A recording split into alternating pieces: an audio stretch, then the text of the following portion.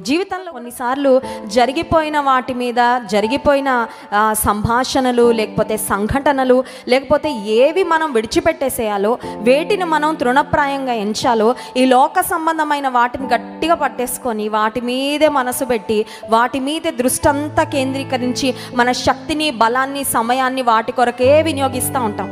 అనుదినము లేచిన తర్వాత ఒక మాట చెప్పుకోవాలి, అదేంటంటే దేవా ఈరోజు నేను వేటి మీద మనసు పెట్టాలో వాటి మీద మనసు పెట్టే కృప నాకు అనుగ్రహించయ్యా, వేటి మీద ధ్యాస పెట్టాలో వాటి మీద మాత్రమే నా ధ్యాసను పెట్టడానికి సహాయం చేయండి. ఎందుకంటే మనసు లేదా మన ధ్యాసను వేటి మీద పెట్టాలో వాటి మీద కాకుండా వ్యర్థమైన వాటి మీద కేంద్రీకరిస్తే మన సమయం కూడా వ్యర్థమైపోతుంది.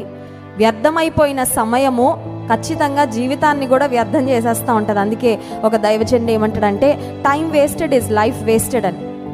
సమయం అయిపోతూ ఉంటే జీవితం కూడా అయిపోతూ ఉంటుంది కదండి. దినంలో మరి దేవుడిచ్చిన సమయంలో చాలా వరకు మనం నిద్ర కొరకు కేటాయిస్తాం, ఆ తర్వాత ఫుడ్ కొరకు కేటాయిస్తాం, ఆ తర్వాత మన పనుల కొరకు కేటాయిస్తాం. ఇక దేవునికి మనకి మధ్యలో ఉండే సమయము లేదంటే దేవునితో మనం మాట్లాడే సమయము చాలా తక్కువ సమయంగానే ఉంటుంది. చెప్పాలంటే దినంలో ఉన్న 24 గంటలను ఒకసారి మనం ఒక టైం టేబుల్ లాగా మనం వేసుకొని దేనికి ఎంత సమయాన్ని కేటాయిస్తున్నాం అని మనం చూస్తే వాక్య ధ్యానానికి మనము కేటాయించే సమయము, ప్రార్థనకు మనం కేటాయించే సమయం, ఒకవేళ సాక్ష్యం చెప్పడానికి కేటాయించే సమయం, లేదంటే దేవుని మాటలను ధ్యానం చేయడానికి ఏ పని చేసుకుంటున్నప్పటికీ మనం కేటాయించే సమయం చాలా తక్కువ ఉంటుంది. కానీ అపవాది ఎంత మోసగాడంటే ఆ కొద్ది సమయాన్ని కూడా దొంగిలించాలని చూస్తాడు.